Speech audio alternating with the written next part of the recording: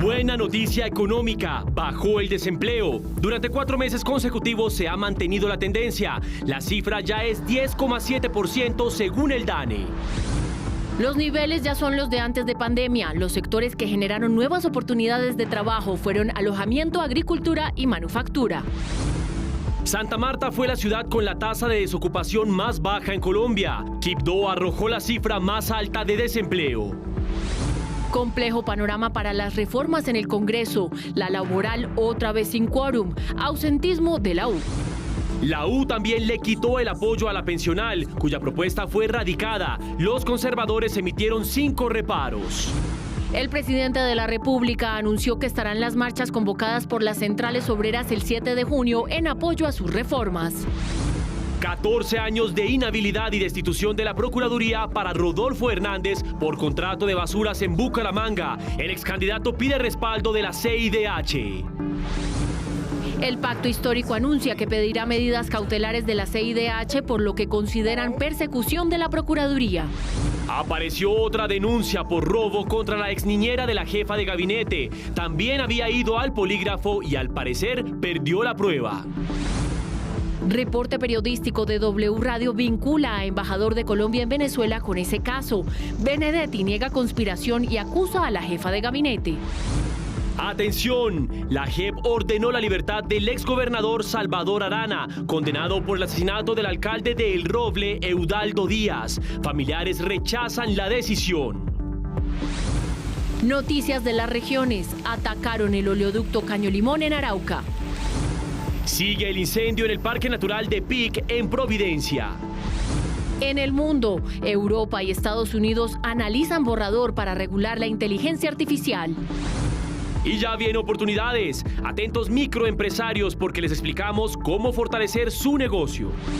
En cultura, la poeta Gioconda Belli gana el premio Reina Sofía de Poesía Iberoamericana.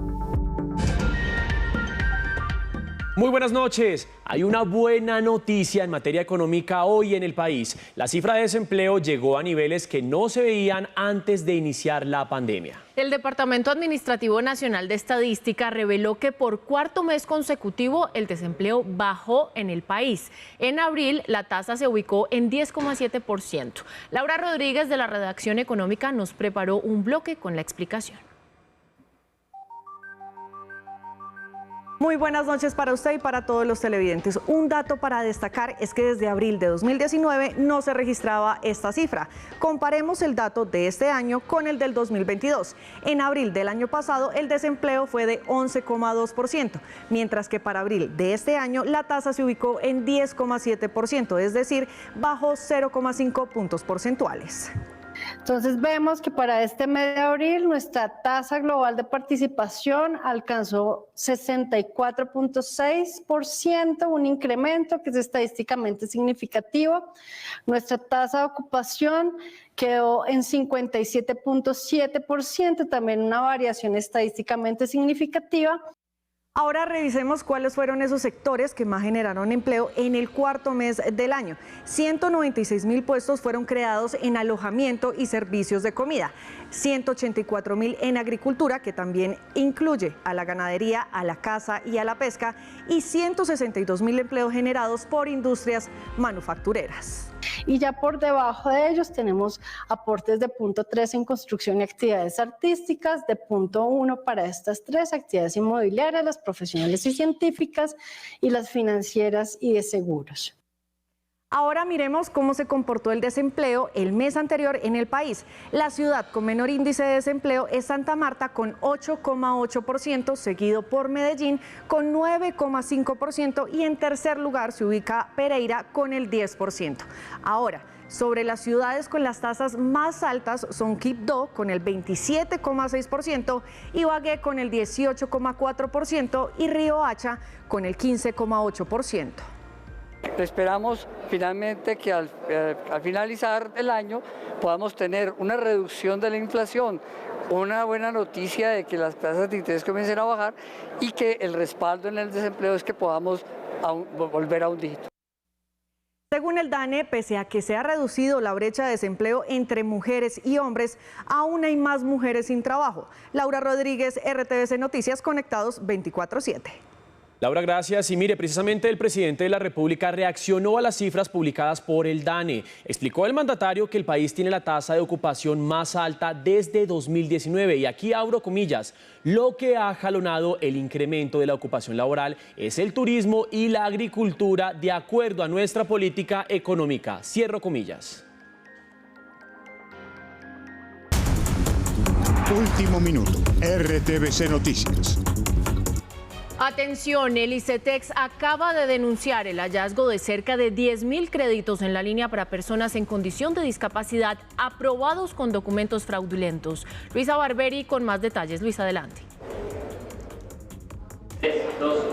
Daniela y televidentes, muy buenas noches. Precisamente yo me encuentro hasta ahora con el director del ICETEX, Mauricio Toro. Cuéntenos, director, de qué se trata este caso. Lo primero que estamos haciendo es una depuración de todos los créditos que fueron otorgados entre 2018 y 2022 a personas con discapacidad para garantizar efectivamente que las personas que asumieron esos créditos, que tienen unos beneficios, efectivamente pertenezcan a esta población. Y allí hemos encontrado unas presuntas irregularidades que nos tienen muy preocupados. ¿De cuántos casos están hablando en esos momentos, están siendo analizados? ¿Cuántos créditos? Hoy tenemos más o menos unos 10.700 o exactamente 10.373 créditos que están bloqueados. Esos los estamos analizando con detenimiento para garantizar así que efectivamente estas personas tengan el soporte y pertenezcan a esta población. Allí hemos encontrado que 214 efectivamente sí se encuentran en el registro único de personas con discapacidad y la documentación que aportaron es verídica. 287 que presentan inconsistencias, falsedad en documento público y que no corresponden a la realidad, personas que serán judicializadas y que serán denunciadas ante la Fiscalía por parte de la entidad cuando tengamos todos los soportes para garantizar que efectivamente vulneraron el sistema. También hay que decir que tenemos 8.040 que estamos analizando uno a uno para garantizar que adjuntan un certificado que corresponde a la realidad. Hay que decir una cosa muy preocupante y es que hay dos escenarios aquí. Jóvenes que se prestaron para pedirle a un tramitador y le pagaron a sabiendas de que iba a falsificar ese certificado para estafar al Estado, y jóvenes que son víctimas de tramitadores, que son inocentes en este caso porque fue el tramitador, el ICETEX no utiliza tramitadores, los que los incurrieron en ese delito, les falsificaron el documento y les solicitaron un crédito con ICETEX. Desafortunadamente todo lo tendremos que denunciar cuando terminemos esta depuración de los que no correspondan a la realidad ante la Fiscalía. Muchísimas gracias, director, por este importante anuncio. Yo regreso con ustedes, Luisa Barberi, RTVC Noticias, conectados 24/7.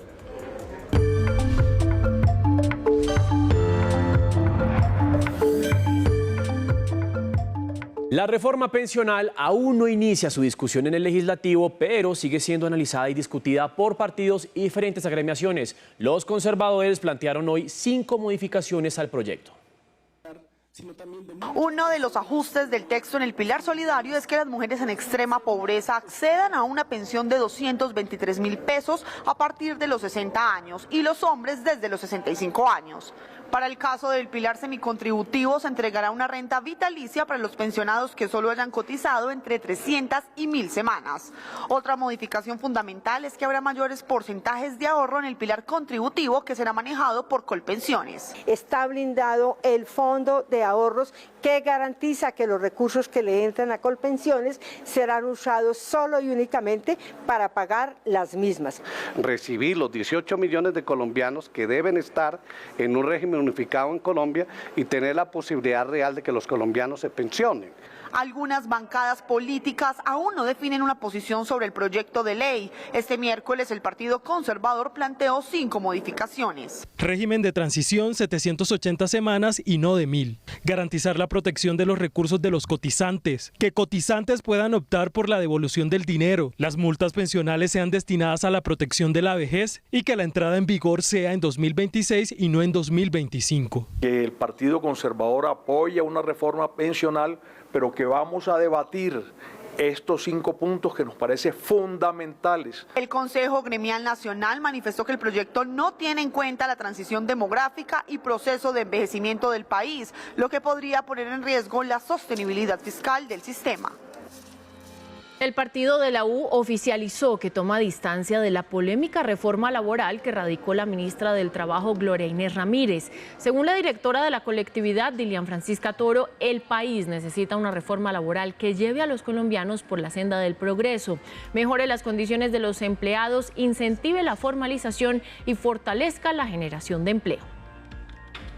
La iniciativa radicada por el Gobierno Nacional nos genera serias preocupaciones, especialmente frente a aspectos que puedan afectar a las pequeñas y medianas empresas que generan cerca del 90% del empleo en el país. En este sentido, en la bancada decidimos no apoyar el proyecto de reforma laboral del gobierno y enfocar todos nuestros esfuerzos para lograr la aprobación de la ponencia alterna del partido de la U. Varios proyectos de ley prioridad del gobierno no han podido ser discutidos ni votados por la inasistencia de los parlamentarios. Algunos argumentan que se trata de una estrategia política para afectar el tránsito de las reformas. Por segundo día consecutivo no se dio la discusión de la reforma laboral ni la votación del uso del cannabis recreativo para adultos. Tampoco se pudo dar inicio al debate de la reforma pensional. Las plenarias han sido canceladas. Esa es una estrategia de la oposición. Lo que nos duele es que en esa estrategia se pueden perder muchas vidas. Parece que hay una estrategia política de varios sectores del Congreso, la cual me parece inaceptable. Algunos partidos hacen un llamado al gobierno para que se busque la manera de recomponer ese camino. Un gobierno que no ha sido capaz de rearmar mayorías y que no tiene clara la lógica de la priorización de las reformas. Los proyectos van, lo que pasa es que tienen sus tiempos y obviamente los congresistas mandan mensajes políticos, el gobierno los acusa a esos mensajes políticos. La falta de quórum ha sido evidente en varias comisiones y la oposición asegura que no hay consensos. Porque si ustedes ven lo que está haciendo Petro es destruir el Partido Liberal, destruir el Partido Conservador, fragmentarlos para poder sacar sus proyectos de ley.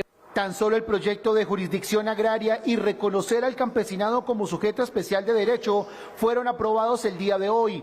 El gobierno sigue haciendo cuentas y esperan que las reformas puedan salir adelante. El presidente Gustavo Petro también se refirió a las reformas propuestas por su gobierno. John López, ¿qué dijo el mandatario? Hola Daniela, el presidente aseguró que continuará defendiendo sus reformas, pero esta vez no lo hará desde el balcón de la Casa de Nariño como lo hizo en las dos últimas oportunidades. El mandatario confirmó que saldrá a las calles a marchar el próximo 7 de junio. El presidente Gustavo Petro confirmó que la próxima defensa a las reformas propuestas por su gobierno no la hará desde el balcón de la Casa de Nariño, sino directamente en las calles. Esta vez no estaré en el balcón, marcharé al lado del pueblo trabajador y espero que quienes votaron para realizar un cambio en Colombia me acompañen ahora en todos los municipios del país. Dijo que no solo marchará por sus reformas, sino contra la impunidad. Estaré este día recorriendo las calles con la marcha. Invito a quienes votaron por el cambio y a quienes desean justicia en Colombia a marchar en todos los municipios, no solo por las reformas, sino una gran marcha nacional contra la impunidad, que haya justicia en Colombia. La convocatoria a las calles la oficializaron las centrales sindicales para el próximo 7 de junio. A que nos acompañen a la calle en defensa de las reformas sociales que ha presentado el gobierno del presidente Petro al Congreso de la República. La convocatoria en Bogotá fue citada para las 9 de la mañana desde el Parque Nacional marchando hacia la Plaza de Bolívar. Esta mañana la bancada del Pacto Histórico anunció que pedirá medidas cautelares a la CIDH por lo que considera una campaña en su contra de parte de Margarita Cabello Blanco. Existe preocupación en el Pacto Histórico por las investigaciones que adelanta la Procuraduría General de la Nación en contra de algunos de sus congresistas. La colectividad anunció que acudirá a la Corte Interamericana de Derechos Humanos para pedir medidas cautelares en favor de algunos de los dirigentes de la coalición, que según ellos están en la mira de la procuradora Margarita Cabello. La facultad que se está rogando la Procuraduría pues no está acorde con el régimen constitucional. La bancada reveló que actualmente el Ministerio Público adelanta investigaciones contra los congresistas Alex Flores, Wilson Arias, María José Pizarro, Alexander López, quien se convertirá en presidente del Senado el próximo martes 6 de junio, y Susana Boreal. Lo que hemos dicho como bancada es que no puede haber persecución política en Colombia. Y esa persecución política se ha establecido desde la manera como se viene haciendo oposición al gobierno. Que no tiene, según además la misma sentencia Petro Urrego versus Colombia, la competencia para destituir personas que han sido electas por voto popular. La procuradora se pronunció sobre el anuncio de la colectividad. No quiero controvertir porque no vale la pena, controvertir con la Procuraduría General de la Nación, un ente de control que tiene 193 años de darle tranquilidad y seguridad a los ciudadanos y de luchar de frente y duramente contra la corrupción y la ineficiencia administrativa, tiene que seguir adelante. Este pronunciamiento se da pocos días después de que el presidente Gustavo Petro señalara en sus redes sociales que les están quitando los votos de los congresistas del pacto histórico, suspendiéndolos con sanciones administrativas. Y hoy la Procuraduría sancionó con destitución e inhabilidad al ex candidato a la presidencia Rodolfo Hernández por 14 años para ejercer cargos públicos. Esta sería la tercera sanción y será el Consejo de Estado quien determine su situación.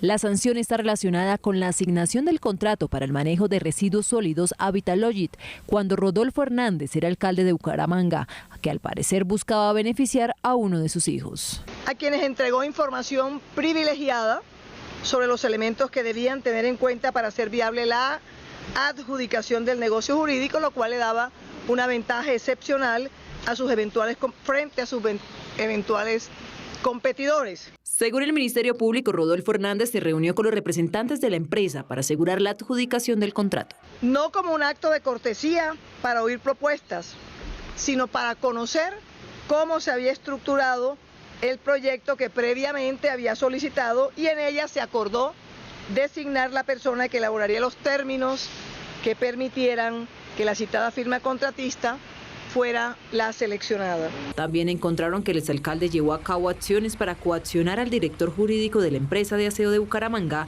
para que omitiera las reglas de contratación y así formalizar el negocio de manejo de basuras.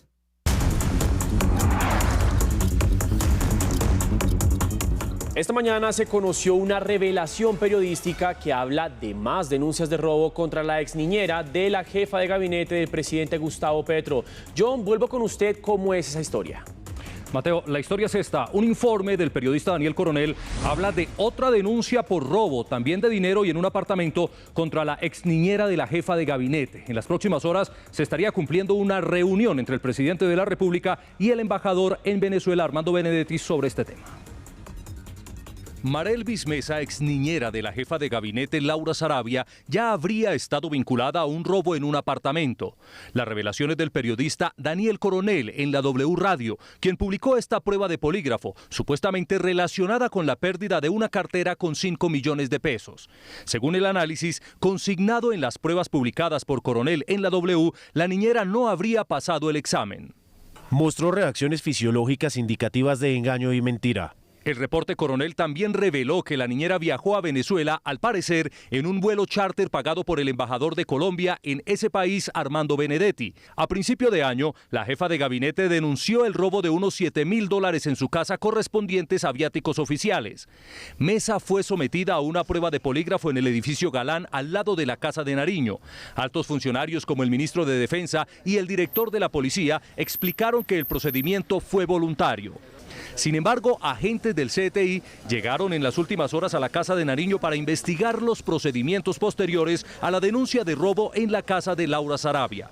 El gobierno en un comunicado explicó que una vez denunciado el robo, la Jefatura de Protección de la Casa de Nariño actuó de acuerdo a la arquitectura legal que rige la seguridad de altos funcionarios en Colombia y que en este caso se activaron las acciones previstas según leyes vigentes. Y continuando con esta historia, el embajador de Colombia en Venezuela respondió al informe periodístico. Escribió un largo hilo de mensajes en su cuenta de Twitter en los que argumenta cómo actuó en este caso. En uno de los mensajes acusa a la jefa de gabinete de una supuesta interceptación telefónica y concluye el embajador lo siguiente, abro comillas: queda clarísimo que no construí ninguna conspiración, es Marelvis a través de una amiga la que empieza a buscar a los medios. Mi pecado es saber que iba a publicar y me quedé callado. Por la veracidad y gravedad de los hechos no había forma de pararlos, cierro comillas. Más noticias. La periodista Camila Zuluaga envió una carta al presidente Gustavo Petro en la que denunció hostigamientos y persecuciones en su contra, según ella, por parte de personas afectas al gobierno. Advirtió que teme por su vida y la de su familia. La Fiscalía ya abrió investigación, mientras la FLIP rechazó este tipo de intimidaciones a periodistas.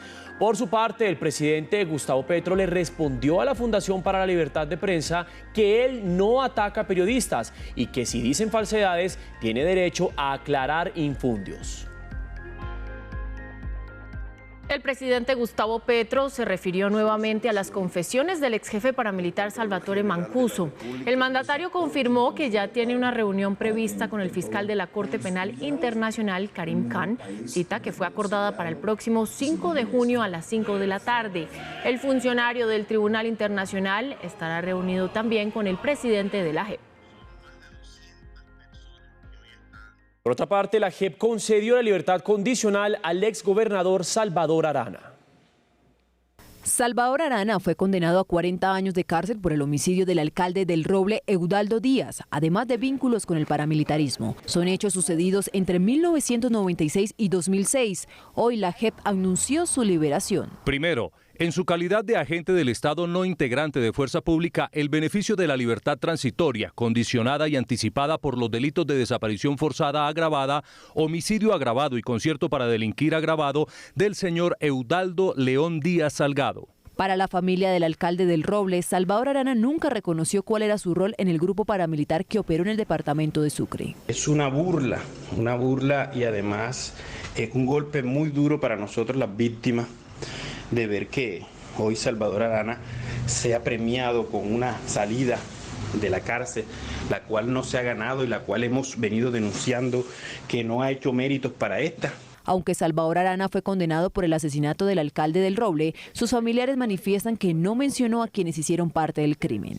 Ha negado, por ejemplo, no ha hablado de sus testaferros, de sus cómplices, incluso en el crimen de mi padre no habló con quién se reunió, con quién se mangualó para asesinar a mi padre. La JEP advirtió que Arana está condicionado a seguir compareciendo ante este tribunal y cumplir con los estándares de verdad, reparación y no repetición. Salvador Arana no podrá salir del país sin previa autorización de la Jurisdicción Especial para la Paz.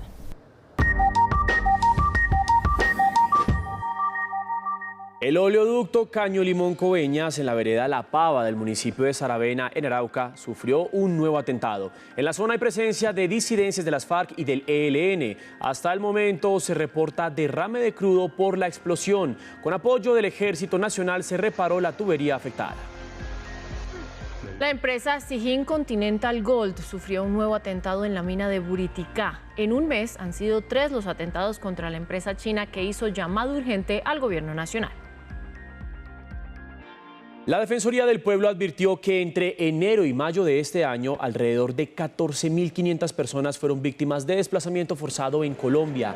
Nariño, Valle del Cauca, Chocó y Cauca son los departamentos que reportan el número más alto de eventos masivos de desplazamiento en el país. Esto debido a factores como enfrentamientos entre actores armados ilegales, amenazas, homicidios y la presencia de los grupos ilegales en los territorios.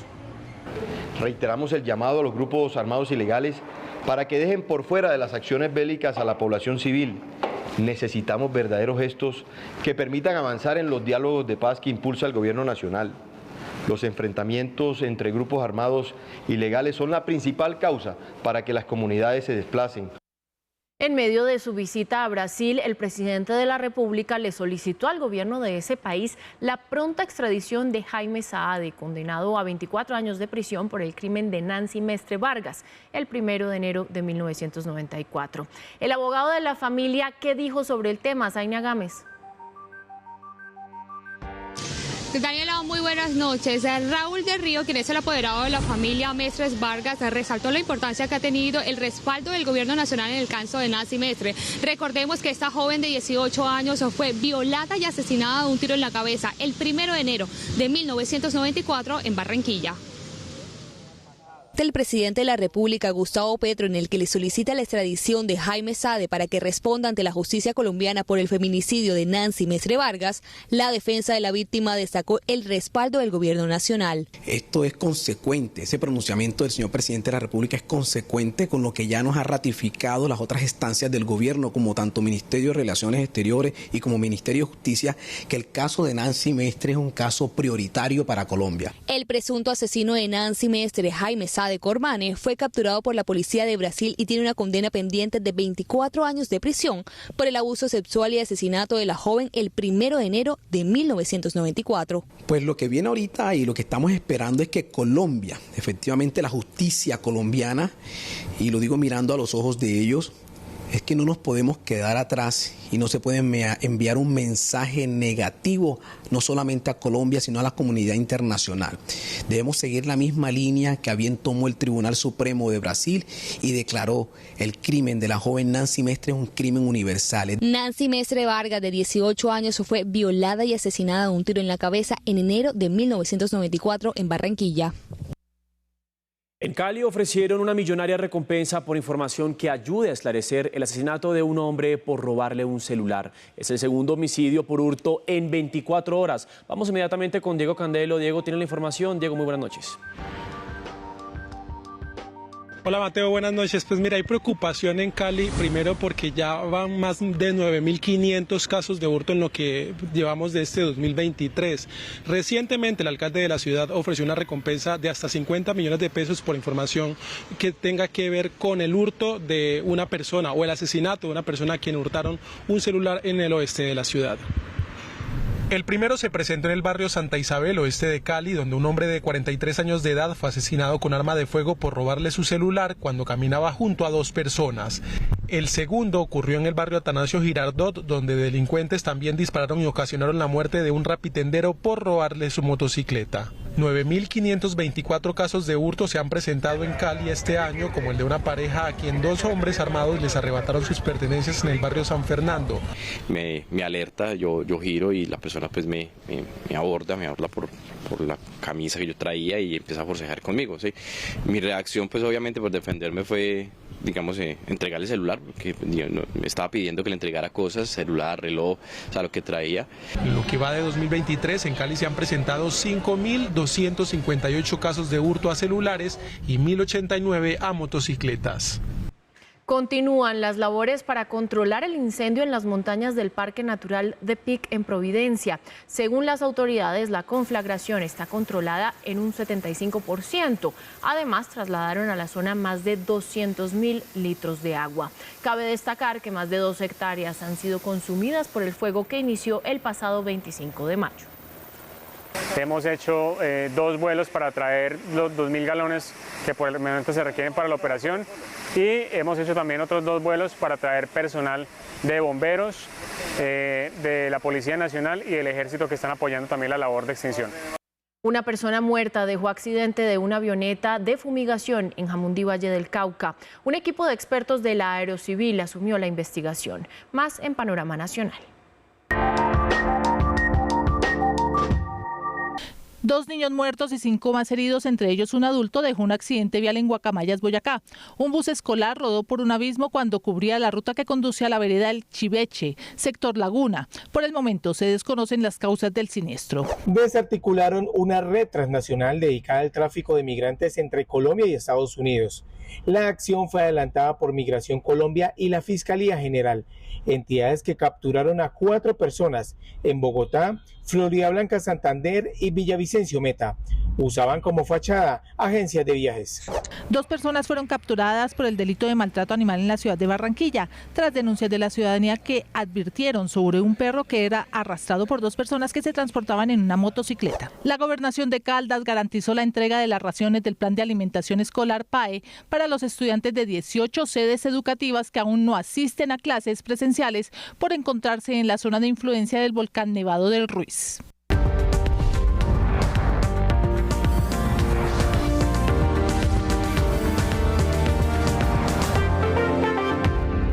La Unión Europea y Estados Unidos redactan un borrador de código de conducta común para la inteligencia artificial que se aplicaría voluntariamente por gigantes tecnológicos como Google o Microsoft. Es posible que China tome la delantera en esa regulación. Camila Bradford tiene los detalles. Camila, muy buenas noches. Buenas noches. La inteligencia artificial es un debate que crece. El mundo ve con velocidad de algoritmo la necesidad de ocuparse de implicaciones de la inteligencia de las máquinas. El secretario de Estado de Estados Unidos y un comité europeo regulador de tecnologías empiezan a escribir el que sería el primer borrador de regulación de inteligencia artificial. El derecho a la intimidad es uno de los puntos centrales del debate. A medida que la tecnología alcanza un peldaño más en su perfeccionamiento, Escenarios solo posibles en la ciencia ficción dejan de ser eso, ficción, para hacer temores en lo real. El Centro para la Seguridad de la Inteligencia Artificial elevó en carta abierta, con más de 350 firmantes, ejecutivos, investigadores e ingenieros que la trabajan, y en una sola frase, la acelerada sofisticación de esa innovación digital al nivel de amenaza directa a la raza humana. Mitigar el riesgo de extinción por la inteligencia artificial debería ser una prioridad mundial junto con otros riesgos a escala social, como las pandemias y la guerra nuclear. Anecdóticamente, mientras cualquier experto puede sumarse al manifiesto en el formulario web de la organización Artificial Intelligence Safety, en Suecia, Estados Unidos y la Unión Europea revelaron que trabajan la elaboración de un borrador de código voluntario de conducta para la inteligencia artificial. Tomaremos aportes de independientes y luego, por supuesto, invitaremos a colegas a inscribirse en la redacción para poder muy pronto tener una propuesta final para un código de conducta para que la industria se comprometa momentáneamente. Esbozos de primeras regulaciones del mundo sobre ese tipo de inteligencia, que entre otras obstaculizarían la vigilancia biométrica. No entrarían en vigor antes de 2025, pero buscan llevar a mínimo la vulnerabilidad humana.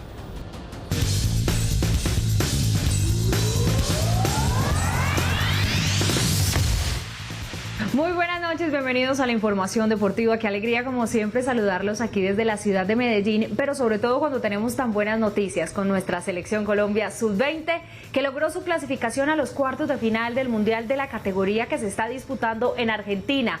Los dirigidos por Cárdenas golearon a Eslovaquia y con esto avanzaron a la próxima ronda. Es la cuarta vez en la historia que la tricolor llega a esta instancia. Tomás se reportó con doblete.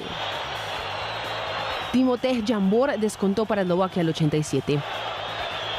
La tricolor ya tiene rival para su partido de cuartos de final. Italia venció 2-1 a Inglaterra y se medirá ante el equipo de Héctor Cárdenas el próximo sábado.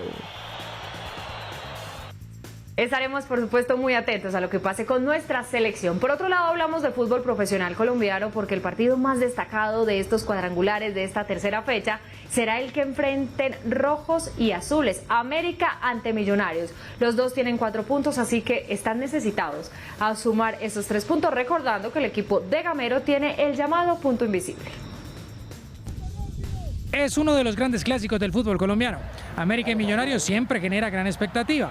Había golazos desde cuando las imágenes no eran tan claras, hasta cuando la visual fue mejor y generó buenos recuerdos. América suma 4 puntos, la misma cantidad que Millonarios, que le gana la posición parcialmente por el punto invisible. Las finales se juegan de otra manera, a veces más que el descanso gana la actitud, el ímpetu de querer jugar, de querer ganar para conseguir ese sueño que todos quieren de ser campeón, de llegar a la final. Gamero, con experiencia como jugador y ahora como entrenador, va por la ventaja que le permita avanzar en el objetivo de conseguir la estrella 16. América irá a buscarlo, nosotros vamos a buscarlo, pero yo creo que no se va a definir en este par de fechas, pero indudablemente queremos sacar el mayor puntaje posible para lograr estos cuadrangulares. En Colombia hay 3 grandes clásicos y América Millonarios es uno de ellos. Empatados en 15 estrellas, es el momento de vencer para demostrar superioridad sobre el otro.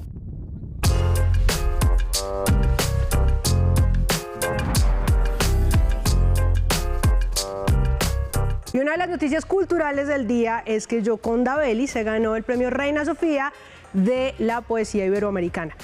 Gioconda es nicaragüense, es feminista y es una de las voces más importantes de la poesía en español. Este premio significa mucho porque está exiliada, está viviendo en España y eso fue lo que le permitió tener un premio que es solamente para autores con nacionalidad española. Yo creo que con los poetas toca hacer lo mismo que con los músicos, es mejor hablar desde sus canciones, en este caso desde sus versos. Arranquemos con este que se llama ¿Qué sos, Nicaragua? ¿Qué sos, sino dolor y polvo y gritos en la tarde, gritos de mujeres como de parto? ¿Qué sos, sino puño crispado y bala en boca? ¿Qué sos, Nicaragua, para dolerme tanto? Ustedes pueden ver en ese poema que Gioconda estaba absolutamente inconforme con todo lo que estaba pasando en su país, así que en 1979 se unió a la guerrilla sandinista que intentaba derrocar a este señor que ustedes están viendo en pantalla, que se llama Anastasio Somoza, que era el dictador del momento. Como siempre pasa en las revoluciones y absolutamente en las guerras, pues comenzaron a ser perseguidos los opositores. Gioconda tuvo que exiliarse por primera vez, estuvo en Costa Rica, estuvo en Europa, estuvo en varios lugares, y cuando por fin los sandinistas llegaron al poder, pudo volver a su país. Sin embargo, los ideales sandinistas se fueron corrompiendo, se fueron transformando, y en el 94 ella dijo: yo ya no voy más con esto, y se retiró de ese partido, que para entonces pues ya era partido político. Segundo poema, se llama Despatriada, y dice así: No tengo dónde vivir, escogí las palabras. Hablar por los que callan, entender esas rabias que no tienen remedio. Se cerraron las puertas, dejé los muebles blancos, la terraza donde bailan volcanes a lo lejos, el lago con su piel fosforescente. Este poema que acabamos de escuchar lo escribió cuando se enteró que Daniel Ortega, que es el señor que ustedes ven ahí, está acompañado de su esposa y vicepresidenta, que se llama Rosario Murillo, había retirado la nacionalidad de todos los que eran opositores a su régimen, es decir, les había quitado la nacionalidad nicaragüense y los había expatriado. Entre esos, Gioconda Belli. Lo más irónico es que este señor había estado luchando con ella en la guerrilla sandinista y se tomó el poder, y el poder se corrompió. Ya ven ustedes. Pues, ¿qué ocurrió? Gioconda Belli terminó exiliándose en España, España la acogió, y en un programa de RTVE dio las siguientes declaraciones sobre ese exilio al que le tocó exponerse, y miren lo que hizo con el pasaporte. Lo voy a romper aquí mismo. ¿En directo? En directo, porque quiero que esté claro que yo no soy este documento. Yo soy Gioconda Belli, soy una poeta nicaragüense, y cuando la historia haya olvidado a estos tiranos, yo todavía voy a estar en mis libros. Pero bueno, para que no se queden con ese sesgo de que la poesía de Gioconda Belli es solamente de activismo político y tengan como un espectro más amplio, quiero compartirles uno de mis poemas favoritos que se llama Como gata boca arriba, y dice así.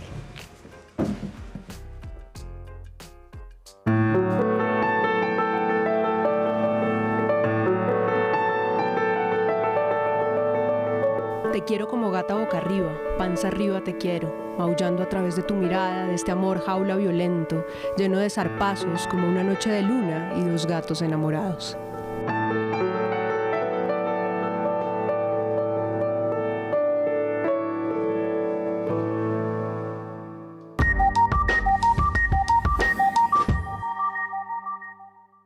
Un bus escalera cayó a un abismo en Chaparral, Tolima, y dejó como saldo 7 personas heridas. Es el tercer accidente en el mismo sitio en los últimos 3 años. Angie Salas, periodista de la Radio Nacional, tiene la información.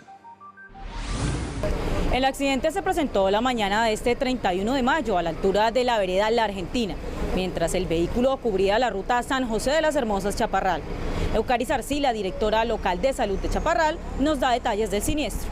A través del coordinador médico, el cual nos indica que en este momento 3 de las personas quedan en observación en Hospital San Juan Bautista para seguir siendo monitoreados por los profesionales por manifestar bastante dolor pues a través de las laceraciones y las contusiones que tienen. Uno de ellos será remitido a un tercer nivel, teniendo en cuenta que tiene un cuerpo extraño en el muslo derecho, debe ser retirado. Este es el tercer accidente que ocurre en esas mismas condiciones en los últimos 3 años en esta misma vía. RTVC Noticias y Radio Nacional de Colombia, conectados 24/7. Los comités de gestión del riesgo de 8 municipios del Cesar realizan censo de afectados por las inundaciones que se presentaron. Andrés Llamas, periodista de Radio Nacional, amplía la noticia. El secretario de Gobierno del Cesar, Eduardo Esquivel, explicó que los comités municipales de gestión del riesgo han estado realizando actividades de identificación de daños y necesidades en las poblaciones afectadas en zona urbana y rural, con el objetivo de llevar ayudas humanitarias a donde sea necesario. Aguas Blancas, tenemos Codazzi, tenemos Manaure, tenemos La Paz, tenemos Bosconia, tenemos Curumaní, tenemos Pailitas, nos está atendiendo con gestión del riesgo, se está haciendo un esfuerzo fuerte con maquinaria amarilla y todo lo que tiene que ver con la atención a estas personas que han salido damnificadas. Uno de los municipios más afectados en el Cesar es Bosconia, en donde sus pobladores el día de hoy decidieron bloquear la línea férrea por donde se transporta el carbón que se saca en las minas del centro del Cesar, con el objetivo de que el gobierno local atienda sus peticiones urgentes. RTVC Noticias y Radio Nacional de Colombia, conectados 24/7. Más de 10.000 damnificados deja la temporada de lluvias en Santander. Los organismos de gestión del riesgo trabajan en mejorar las condiciones de los afectados. Eduardo Herrera, muy buenas noches. ¿Qué es lo que está pasando? Cuéntenos. Mateo y televidentes, buenas noches. Y es que no para de llover en el departamento de Santander.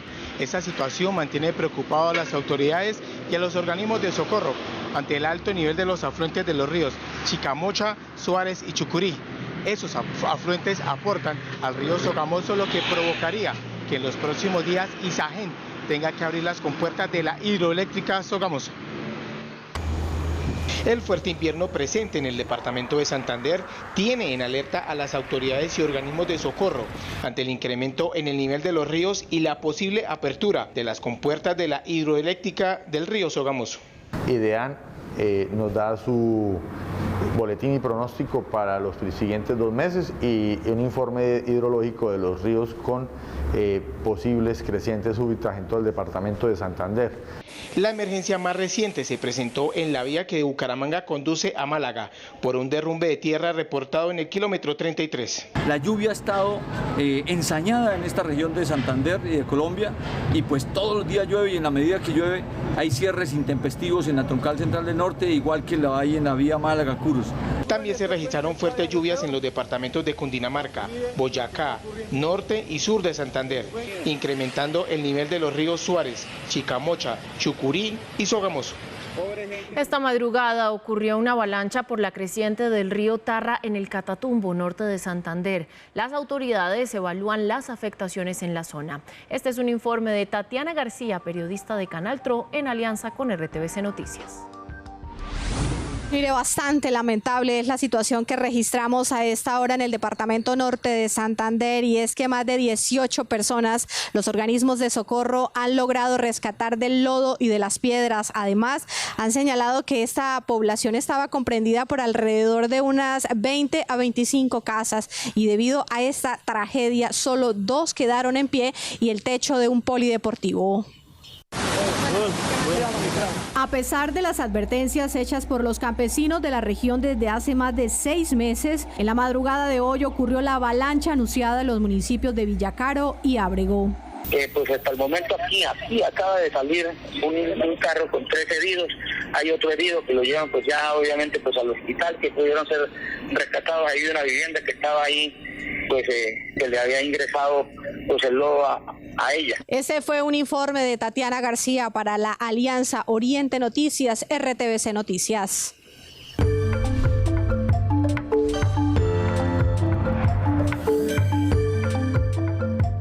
Bogotá seleccionó a Sinovac como su socio para iniciar el desarrollo de vacunas en la capital del país. El Ministerio de Salud respaldará la garantía de compra para empezar la producción. En medio de la apertura del Smart City Expo, la alcaldesa de Bogotá, Claudia López, confirmó que la fábrica de vacunas Sinovac ganó la convocatoria para ser el socio de la fábrica de vacunas Bogotá Bio. Con ellos vamos a construir nuestra fábrica. El distrito va a poner 354.000 millones de pesos en un lote público de Bogotá. Se espera que la producción de biológicos inicie en 5 años, cuando esta tendrá la capacidad de producir hasta 5 millones de dosis anuales. Vamos a empezar con un portafolio por lo menos de 3 vacunas. COVID es una, sí, señora. Varicela y hepatitis A. Y hepatitis A. La inversión superará los 700.000 millones de pesos en infraestructura, ciencia y tecnología. La inversión de la ciudad de Bogotá, de la Secretaría de Salud y Atenea, el socio estratégico científico que será Sinovac de China y el Ministerio de Salud de Colombia. El Ministerio de Salud se encargará de distribuir las dosis de las vacunas por todo el país e invertirá recursos para la infraestructura de los laboratorios. El ministro de Hacienda, Ricardo Bonilla, informó que ya tienen lista la propuesta de adición presupuestal, que será por cerca de 15 billones de pesos, según el funcionario. Los recursos serán destinados para enfrentar la desaceleración económica en el país. Noticia económica importante para el bolsillo de los colombianos. La Superintendencia Financiera anunció que para junio la tasa de usura será de 44,64% de efectivo anual. Es decir, cada compra que se haga con tarjetas de crédito dejará de pagar en intereses el 0,77%. El Ministerio de Minas toma medidas para enfrentar las emergencias que se puedan presentar como consecuencia del fenómeno del Niño previsto para el mes de julio. El sector minero energético creó un comité para estos fines. En este momento son suficientes para cubrir la demanda esperada en este segundo semestre del 2023, que es la posible llegada del fenómeno del Niño, imposible ya no con un 90% de probabilidad, eso ya no es posible sino es fijo. Es que eso también lleva un impacto en subsidios. El gobierno nacional prorrogó por 12 meses más la medida de importar sin aranceles cerca de 70 insumos para la agricultura. Según el Ejecutivo, la medida busca reducir los altos precios de los alimentos. Entre las materias primas que no tendrán arancel se encuentran abonos, fungicidas, semillas y sustitutos para animales. Por medio de un comunicado, la aerolínea Viva Air informó que no tiene dinero para pagarle a sus empleados los salarios del mes de mayo. En el documento advierte que los descuentos obligatorios a proveedores, como el Fondo de Empleados, no podrán ser liquidados. Acorde con esta información, los trabajadores de la compañía contarán hasta el 1 de junio con cobertura en servicios de salud. Y precisamente la Superintendencia de Sociedades le solicitó tanto a Viva Air como a Ultra Air los estados financieros para que puedan acogerse al proceso de reorganización empresarial. Y en Caucasia, Antioquia, una joven de 17 años fue asesinada en un almacén en donde trabajaba. Más hechos del día en un minuto.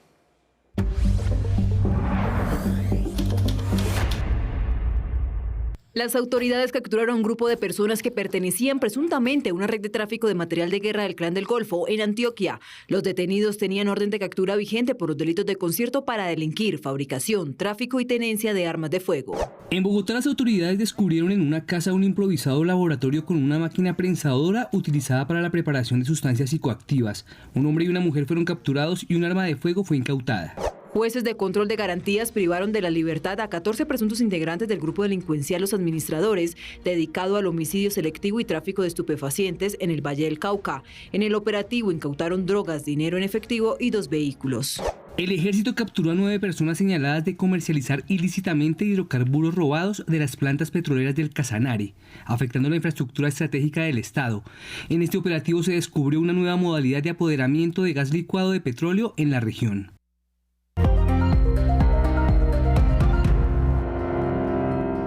En 4.433 pesos cerró el precio del dólar, es decir, presentó un incremento de 25 pesos. A $1.78 se cotizó la libra de café colombiano en la Bolsa de Valores de Nueva York. El precio interno de la carga subió 20.000 pesos y llegó a 1.760.000 pesos. La Dirección de Impuestos y Aduanas Nacionales recaudó 95 billones de pesos en impuestos entre enero y abril, lo que representa un incremento de 28,7% frente al mismo periodo de 2022. Con una inversión de 167.000 millones de pesos, Ecopetrol ejecutará 27 proyectos sociales en el país.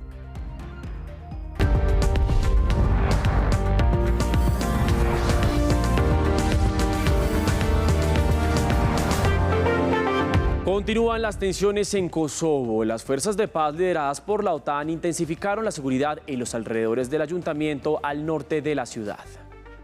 Sosteniendo en brazos una enorme bandera de Serbia de más de 200 metros por tercer día consecutivo y luego de los enfrentamientos, cientos de personas continúan asentadas frente a las instalaciones en Sebekan.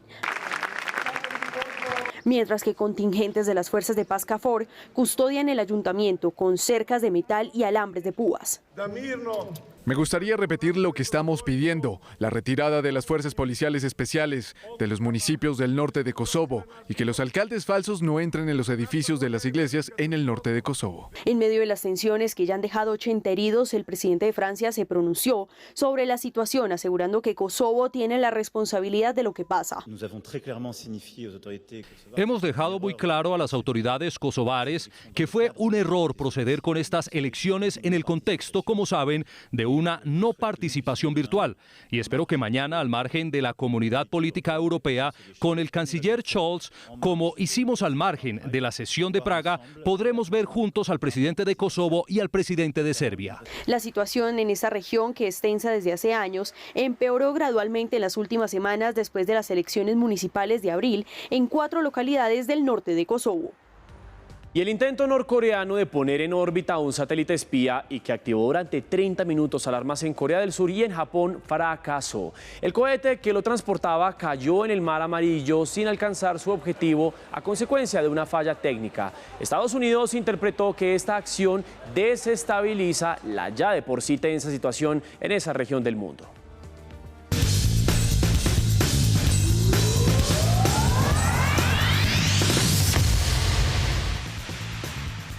Y seguimos con más información deportiva y tenemos que hablar de un clásico porque el Sevilla se consagró campeón de la Europa League. Pero que sea Paula Fresneda quien nos cuente todos los detalles de cómo sucedió esto.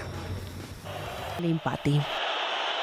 En el extratiempo, tanto italianos como españoles tuvieron sus opciones, hasta que el juez pitó y tras 120 minutos hubo definición desde el punto penal. La Roma erró 2 y como en la final del Mundial de Qatar, Montiel tuvo para patear y sellar. Primero lo atajó Rui Patricio, pero el VAR de la Europa League. Y hablamos ahora de baloncesto porque en la Liga Colombiana se van a enfrentar desde este jueves Titanes ante Piratas, lo que para muchos es una final adelantada. Y es que en esta temporada ya se enfrentaron en una ocasión con saldo de una victoria para cada uno. Titanes con Ayarza, De Filippo y Soren de Luque avanzan por su 8ª corona consecutiva. Nos permanecemos en la primera del grupo, en la primera posición. Esto debido obviamente a la cohesión que hay del grupo. Y los Piratas con Holloway, Dupré y Smith son los llamados a romper la titánica hegemonía. Comencé con bajo nivel, pero me he adaptado. He cumplido con los pedidos del entrenador. He sumado una buena cantidad de puntos y eso es muy bueno. Pero la verdad es que lo importante ha sido aportarle al equipo. El multicampeón entrenador reconoce el poderío de los capitalinos. Los jugadores criollos han evolucionado muchísimo. Va a ser un lindo juego, va a ser un juego de pronóstico reservado. Y en aspectos de juego, el coach de Piratas sabe la clave para quedarse con esta serie que se presenta como final adelantada. Es clave dominar los tableros tanto en el costado ofensivo como en el costado defensivo. Titanes y Piratas se enfrentarán en 2 juegos a realizarse estos 1 y 2 de junio. Seguimos con mucha más información, hablamos de ciclismo, más precisamente con información de Egan Bernal y de Daniel Felipe Martínez, mucho mejor. Con esta información nosotros hacemos el recorrido por el mundo en nuestro resumen deportivo del día. Ineos Grenadiers confirmó que Egan Bernal y Daniel Felipe Martínez correrán el Critérium du Dauphiné que se llevará a cabo en los Alpes franceses del 4 al 11 de junio. Los colombianos estarán acompañados por Castroviejo, Hayter, Rodríguez y Turner para el evento previo al Tour de Francia. La tenista colombiana María Camila Osorio cayó en la segunda ronda de Roland Garros ante la belga Elise Mertens con parciales 3-6 y 6-7, despidiéndose así del segundo Grand Slam del año. Este jueves, Cabal y Farah tendrán su duelo de segunda ronda, al igual que Nicolás Barrientos en la modalidad de dobles masculinos. Y terminamos con taekwondo porque el colombiano Miguel Trejos, de azul, le dio la primera medalla al país en el Campeonato Mundial de Bakú en Azerbaiyán. El vallecaucano se colgó el bronce en la categoría menos 80 kilogramos.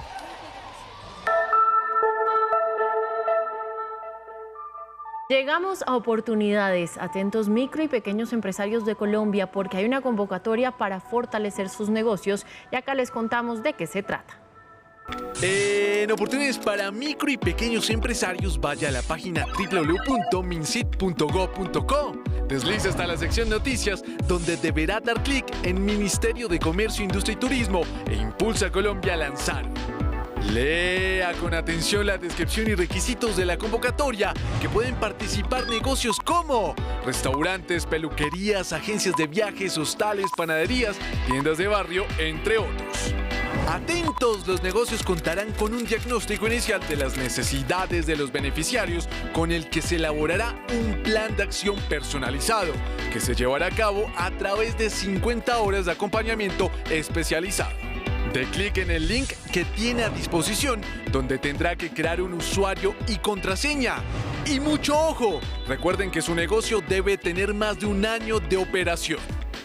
Y muy importante, recuerden que si quieren seguir informados 24/7, nos encuentran en todas nuestras redes sociales como RTVC Noticias.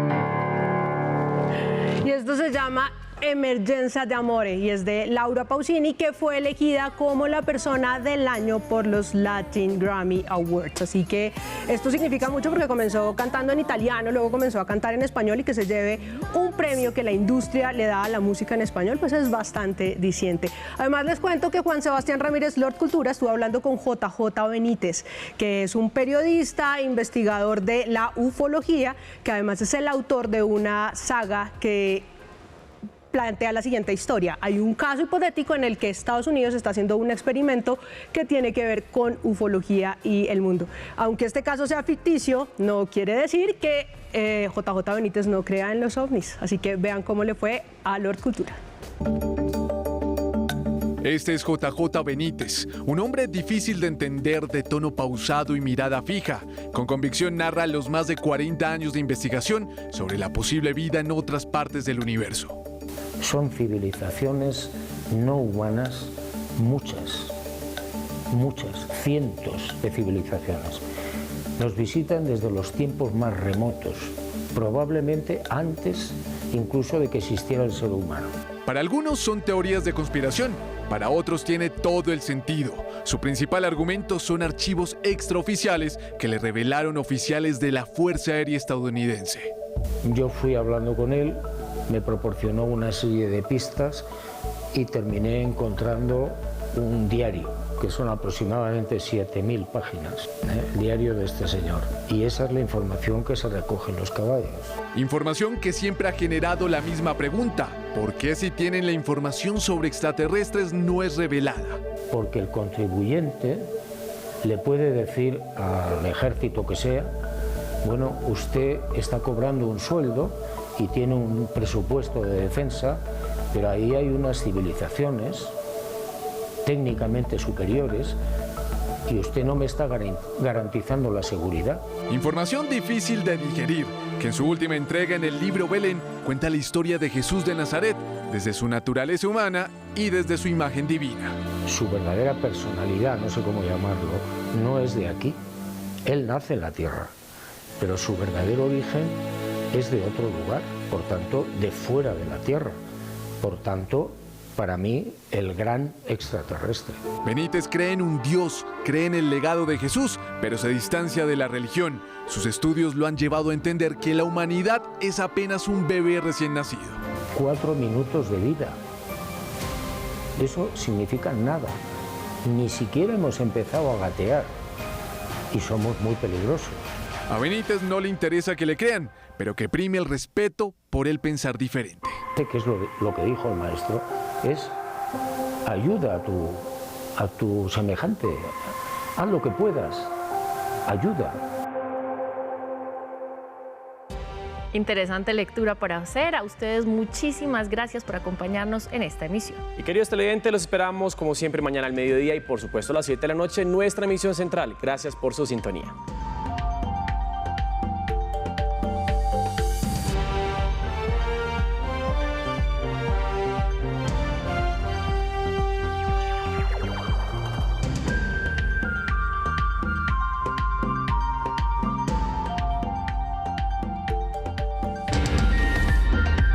RTVC Noticias, emisión central.